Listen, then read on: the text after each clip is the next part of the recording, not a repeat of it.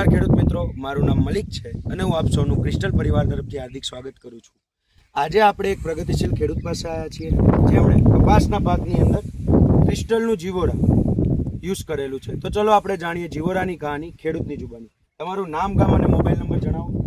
મારું નામ ભરતભાઈ ગંગારામભાઈ મેમિકિયા, ગામ ગુંદિયારા।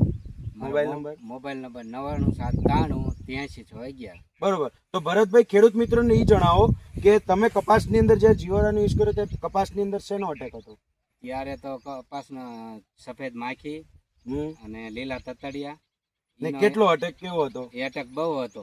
બરોબર। અને એના પછી 10 દિવસ થયા પછી બીજો આંટો માર્યો ત્યારે સારું રિઝલ્ટ જોવા મળ્યું। બરોબર। ત્યારે જ્યારે તમે જીવોરાનો છંટકાવ કર્યો ત્યારે કપાસનો ટાઈમ કેટલો હતો? ત્યારે 50 દિવસનો હતો ને અત્યારે 60 દિવસનો થયો। બરોબર છે। તો તમને કેવું લાગ્યું રિઝલ્ટ? રિઝલ્ટ બહુ સારું લાગ્યું। અત્યારે જીવાત દેખાય છે? અત્યારે નથી દેખાતી અને જ્યારે 60 પહેલા તો બહુ દેખાતી હતી। બરોબર।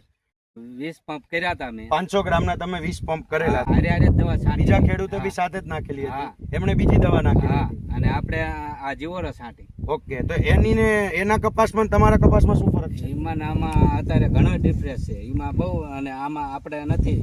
આમાં જીવાત નથી, એમાં જીવાત દેખાય છે। હા તો આ દવાથી તમે સંતુષ્ટ છો જીવોરાથી? હા, જીવોરાથી સંતોષ। બીજા ખેડૂત મિત્રોને શું જણાવશો? એમ જણાવશું કે આ જીવોરા સારી છે અને છાંટો।